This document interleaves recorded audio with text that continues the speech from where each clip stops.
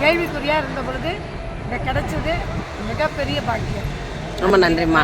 Thank you. சொல்லுங்கள் மணிமேகலம்மா. ஒரு finger print பார்க்கணுன்னா இந்த காலத்தில் அகிலாவை தான் பார்க்கணும்.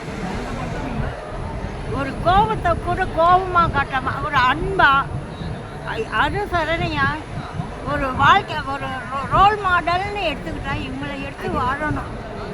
இவங்க அந்த மெசேஜ் போட்டதை யாருமே படிக்க விட்டுட்டாங்க போல இருக்கு. அது அவங்கவுங்க தப்பு.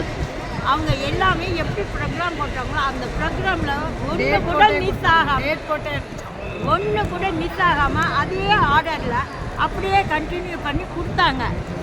நான் வந்து எனக்கு என் பையன் பிரிண்ட் அவுட் போட்டு கொடுத்ததை அவங்கவுங்க அதே மாதிரி அவங்களுக்கு வந்து மெசேஜை பிரிண்ட் அவுட் போட்டு எடுத்துருக்கணும், இல்லை அவங்க செல்லிலே பார்த்துருக்கணும். எனக்கு என்னமோ இவங்க தனியாக செஞ்சு தந்த மாதிரி அது ஒரு மக்களோட தப்பான எண்ணம்.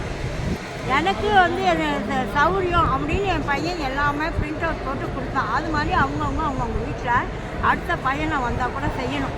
குறைன்னு சொல்கிறதுக்கு எனக்கு எதுவுமே தெரியல. எனக்கு எல்லாமே நிறையா இருக்குது.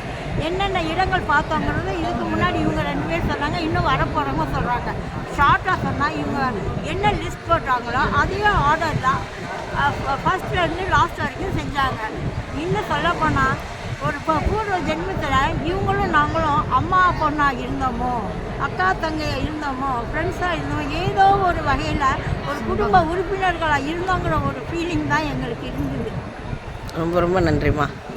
ஒரே ஒரு டிராபேக், இந்த பஸ்ஸில் தூங்குனது எங்களுக்கு கொஞ்சம் கஷ்டமாக அந்த ஒன்று ஏன்னா கழுத்தெல்லாம் வயசு எல்லாருக்கும் போயிடுச்சு. வேற ஒன்றும் பண்ண முடியாது. பிளான் தான் முன்னாடியே போட்டு தானே கூட்டிட்டு அதை மட்டும் கொஞ்சம் ஐடியா பண்ணி சேஞ்ச் பண்ணிட்டீங்கன்னா. ட்ரெயினில் வந்து போனால் நமக்கு லக்கேஜ் பிளாட்ஃபார்ம் தூக்கணும். அதனால தான் பஸ்ஸில் பெரிய கஷ்டம் இருந்தாலும் சரி முடியாது. அதுதான் வேற ஒரு குறையுமே கிடையாது. ஓகேம்மா. தேங்க்யூ.